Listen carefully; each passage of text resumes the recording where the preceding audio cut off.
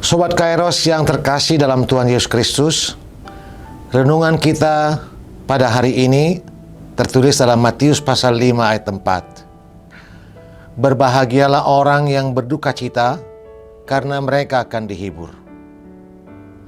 Sobat Kairos yang terkasih dalam Tuhan Yesus Kristus, firman Tuhan yang menyapa kita hari ini adalah suatu perkataan yang tidak lazim kita dengar. Biasanya yang dikatakan berbahagia adalah orang-orang yang sedang mengalami hal-hal yang menyenangkan.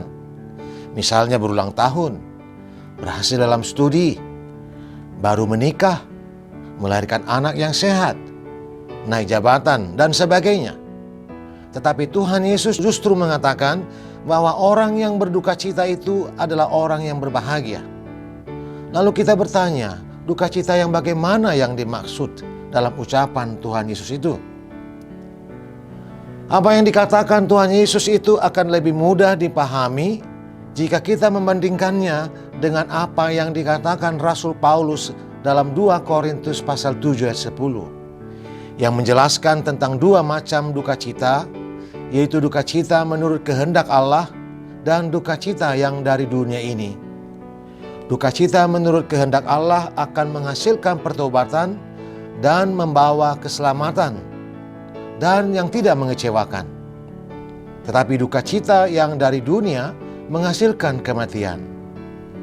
Tentu Allah tidak mengabaikan setiap orang percaya yang berduka cita karena ditinggalkan orang yang dicintai, atau kehilangan sesuatu yang sangat berharga baginya, atau mengalami penganiayaan dan penderitaan. Melainkan ia senantiasa memperhatikan dengan kasih dan memberikan pertolongan pada waktunya.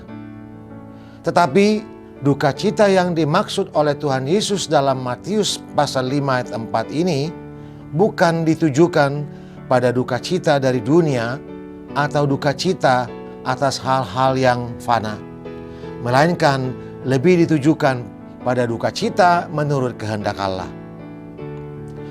Sobat Kairos yang terkasih dalam Tuhan Yesus Kristus, mungkin kita bertanya, seperti apa duka cita menurut kehendak Allah itu? Duka cita menurut kehendak Allah terjadi pada saat seseorang melihat dirinya sendiri di dalam terang firman Tuhan, serta menyadari bahwa dirinya telah jatuh dalam dosa dan kejahatan, serta jauh dari hubungan dengan Allah, sehingga dengan cucuran air mata ia mengakui dosa-dosanya dan memohon belas kasihan Allah.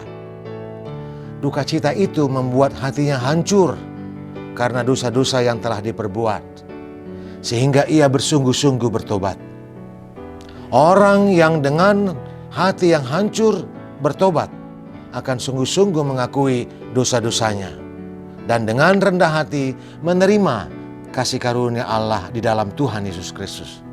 Selanjutnya, ia bersedia untuk terus-menerus dipimpin oleh Roh Kudus untuk menanggalkan dosa-dosanya dan bersedia diperbaharui untuk melakukan kehendak Allah. Sobat Kairos yang terkasih di dalam Tuhan Yesus Kristus, orang yang berduka cita menurut kehendak Allah akan memperoleh penghiburan dari Allah sendiri, karena Allah berkenan kepadanya, mengampuni dan membenarkannya. Ini merupakan penghiburan yang sejati, karena Tuhan Yesus telah menanggung segala dosa-dosa kita di kayu salib. Oleh karena itu, rasa duka cita itu seharusnya ada di dalam hati kita setiap kali kita berbuat dosa dan menyadarinya. Duka cita itu timbul bukan karena kekuatan kita sendiri, melainkan karena Roh Kudus yang bekerja dalam hati kita masing-masing. Tuhan mempunyai kasih karunia khusus bagi orang yang berduka cita karena dosa-dosa yang diperbuat, dan kuasanya adalah untuk meluluhkan hati dan menenangkan jiwa-jiwa. Kasih-Nya membuka saluran ke dalam jiwa yang luka dan memar, dan menjadi obat yang menyembuhkan bagi mereka yang berduka cita. Jadi berbahagialah orang yang berduka cita karena dosa-dosa yang diperbuat, karena bagi mereka ada penghiburan, ada pengampunan dari Allah. Seperti orang yang telah dibebaskan dari hutang, dia akan bersuka cita. Seperti orang yang bebas dari penjara, dia akan bersuka cita. Sukacita, penghiburan, karena telah diampuni dari pelanggaran dan dosa, tentu melebihi semuanya itu. Selamat beraktivitas Sobat Kairos. Tuhan Yesus Kristus memberkati kita semua.